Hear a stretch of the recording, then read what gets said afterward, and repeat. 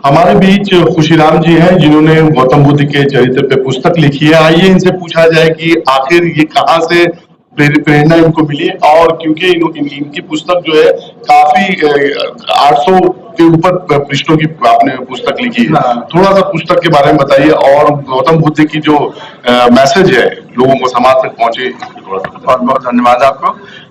देखिए, प्राथमिक कक्षाओं में एक पाठ हुआ करता था, हंस और सिद्धार्थ।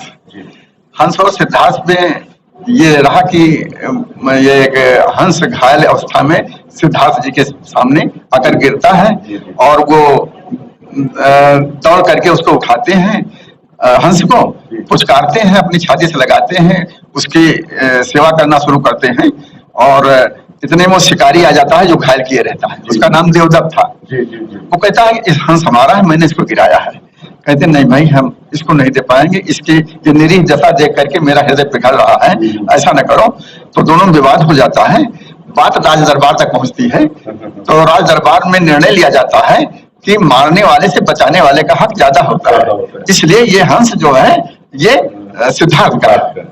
तो वहीं से वो विषय, वो पाठ जो था, हमारे गुरुजी वहां पर अभिनय उसका कराते थे, नाटक करवाते थे उसका, और उस नाटक में सिद्धार्थ की भूमिका मुझे देते थे। मैं उसकी भूमिका निभाता था सिद्धार्थ की। तो उसी पर से मुझे बड़ा सिद्धार्थ के प्रति बड़ी श्रद्धा जागृत हुई और मुझे लगा कि ये तो बहुत दयालु, बहुत ही करुणा के अवतार हैं। इसके बाद फिर माध्यमिक कक्षाओं में कुछ पढ़ने को मिला, कुछ पत्र पत्रिकाओं में पढ़ने को मिला। कुल मिलाकर के मुझे ये लगा कि इधर 2500 वर्षों में महात्मा बुद्ध जैसा कोई भी त्यागी, तपस्वी, बीतदागी और दलितोद्धारक, समाज सुधारक कोई आज तक हुआ नहीं है। इसलिए उनके प्रति कुछ न कुछ लिखने के लिए मुझ में प्रेरणा जागृत हुई और मैंने फिर माँ सरस्वती की कृपा से ये महाकाव्य लिखा। कितने वर्ष में और कितने समय लगे आपको इतनी मोटी पुस्तक लिखने? ये इसके लिए मैं बहुत पहले लिखना चाहता था, लेकिन सेवा में था तो सेवा के कार्य में बाधा न पहुंचे, शिक्षण कार्य में हमारे बाधा न पहुंचे, इसलिए मैं उसका प्रारंभ नहीं किया। जून 2012 में मैं सेवानिवृत्त हुआ तो इसके ओर फिर ध्यान गया। फिर कई पुस्तक, देसी विदेशी कई लेखकों की पुस्तकें हमने पढ़ करके अनुशीलन किया, उनके मुख्य पॉइंट को नोट किया, उसके बाद लिखना प्रारंभ किया। 2 वर्ष 3 महीने कुछ दिन में ये ग्रंथ तैयार हो गया। खुशीराम जी, अभिनय के माध्यम से यदि दर्शकों को दिखाया जाए, समाज को दिखाया जाए गौतम बुद्ध की जो भी किस्से हैं, जो भी उनके जो है कृत्य हैं, उसको तो उसका क्या असर पड़ेगा समाज पे? बहुत अच्छा असर पड़ेगा और बहुत बढ़िया हृदय परिवर्तन हो सकता है समाज का। क्योंकि आज जो है संपूर्ण विश्व में जिस तरह से हर जगह मार काट मची हुई है, एक दूसरे का जो है अधिकारों का हनन किया जा रहा है, ऐसे में त्याग, करुणा का जो मैसेज गौतम बुद्ध ने दिया है, इसमें आप कहाँ तक देखते हैं कि ये कार्यरत होगा? बहुत बहुत प्रभावशाली होगा, बशर्ते उसको हृदयंगम किया जाए, बुद्ध जी के बताए हुए रास्ते पर चला जाए, उनका अनुकरण किया जाए, न कि केवल पढ़ करके उसको सभा में प्रवचन किया जाए और उसका एक अंश पालन न किया जाए। उनके बताए मार्ग पर चला जाए, उनका अनुकरण किया जाए, तब देश का और विश्व का सुधार हो सकता है। हमारे चैनल के माध्यम से दर्शकों को क्या आप जो है मैसेज देना चाहेंगे, खासकर जो है इतनी बड़ी आपने किताब, इतने बड़े महापुरुष के जो है कुछ हाथ में लिखा है? हाँ, मैं अपने समस्त विश्व के सुधी पाठकों से ये अनुरोध करूंगा कि इस पुस्तक का अध्ययन करें और बुद्ध जी के बताए हुए मार्ग पर चलें, तो अवश्य ही हमको युद्ध से निजात मिलेगा और शांति प्राप्ति होगी, ये मुझे पूर्ण विश्वास है। ये हमारे बीच खुशीराम जी थे, अपना पक्ष रख रहे थे और काफी इन्होंने मेहनत की है। बता रहे थे कि सर्विस करते हैं, सर्विस से रिटायर होने के बाद इन्होंने अपना पूरा समय पुस्तक के खासकर लेखन को दिया और आज उन्होंने ऐसी पुस्तक समाज के समक्ष रखी है जो समाज को एक प्रेरणा और समाज को करुणा और गौतम बुद्ध की तमाम वो शिक्षाएं जो है इनके पुस्तक के माध्यम से भी कुछ हद तक पहुंचेगी, जिससे समाज का बहुत विकास और भला हो। मैं डॉक्टर मानसी द्विवेदी, मैं बेसिकली बेसिक शिक्षा विभाग में सुपरविजन के कार्य में कार्यरत हूँ और मेरी किताबें पब्लिश है।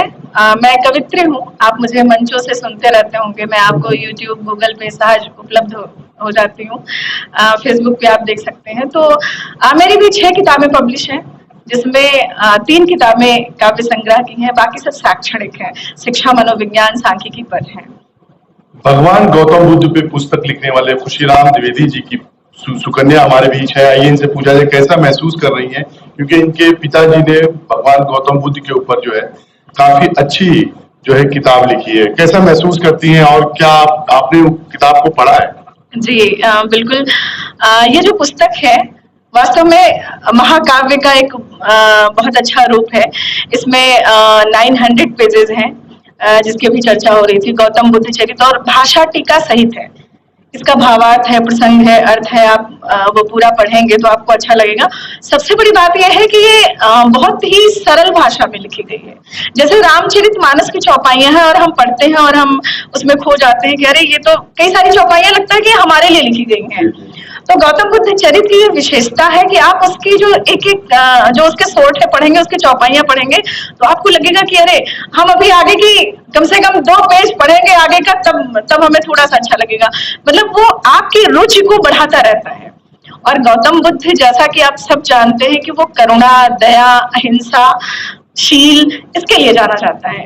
गौतम बुद्ध से जुड़ा व्यक्ति कोई किसी का अहित नहीं कर सकता, कभी किसी का कुछ नुकसान नहीं कर सकता। खुशीराम जी बता रहे थे कि क्योंकि वो ऑलरेडी सर्विस करते थे, सेवानिवृत्ति के बाद, रिटायरमेंट के बाद उन्होंने ये पुस्तक पे काफी मेहनत की, काफी लेखकों को पढ़ा उन्होंने, पढ़ने के बाद जो है उन्होंने पुस्तक लिखी। कितना समय देते थे वो, क्योंकि आप लोग परिवार का हिस्सा है, कितना समय देते थे, उसके बाद भी ये पाठ लेखन कैसे? हम लोग तो चूंकि नौकरी में है, सेवा में है, तो उसमें किताबें लिखना और प्रकाशन करवाना बहुत मुश्किल काम लगता है।